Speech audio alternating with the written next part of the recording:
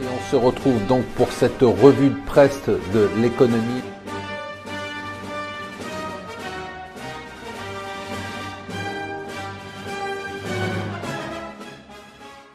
Bonjour et bienvenue sur Mon Financier pour la revue de presse de l'Écho. Nous sommes le mardi 18 avril, J-5 pour les élections. Eh bien, je vais vous dire quelque chose.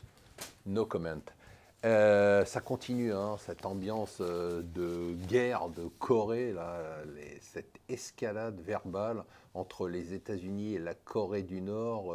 Les États-Unis qui espèrent quand même que la Chine va jouer son rôle et calmer le jeu. Mais alors, au niveau des déclarations, c'est vraiment l'escalade. On a l'impression qu'on est à la veille de la guerre en Turquie, vous le savez, donc le référendum a donné Erdogan gagnant et du coup il n'a pas attendu pour renforcer son pouvoir, il parle déjà, et c'est un immense bras d'honneur à l'Union européenne, d'un rétablissement de la peine de mort. Il faut y aller quand même, mais ça y est, c'est décidé pour lui, il n'y a pas de sujet, il va lancer un référendum sur le sujet. La Chine qui fait mieux que prévu, ça c'est un événement important, 6,9% de taux de croissance sur le trimestre, c'est la croissance la plus haute depuis 1 an et demi. Alors certes, ce sont principalement les investissements publics, c'est-à-dire les investissements de l'État, qui drivent la croissance, mais ne boudons pas de notre plaisir, c'est quand même un chiffre qui est plutôt positif. Une interview qui est très intéressante dans le Financial Times ce matin de Steve Mnuchin. Steve Mnuchin, c'est le secrétaire au Trésor, l'ex-Goldman, secrétaire au Trésor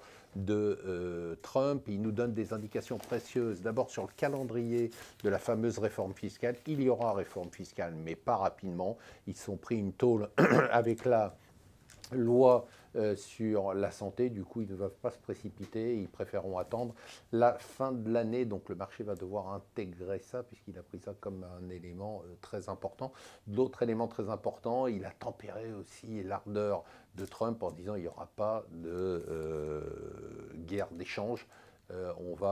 Certes, Trump a dit que le dollar était trop fort, mais bon, ça ne veut pas dire non plus qu'on va mener une bataille. On a l'impression qu'on va avoir en permanence avec Trump ce côté good cop, bad cop, c'est-à-dire lui va faire des déclarations incendiaires et puis derrière il va y avoir quelqu'un pour tempérer ses propos. Toujours étonnant hein, de voir ces boîtes qui sont des véritables cartons dont les valorisations s'envolent et qui pourtant affichent des pertes monstrueuses. C'est quand même Uber, c'est 3 milliards quasiment de dollars de pertes, c'est quand même beaucoup d'argent, même si les réservations sont en hausse de 125%.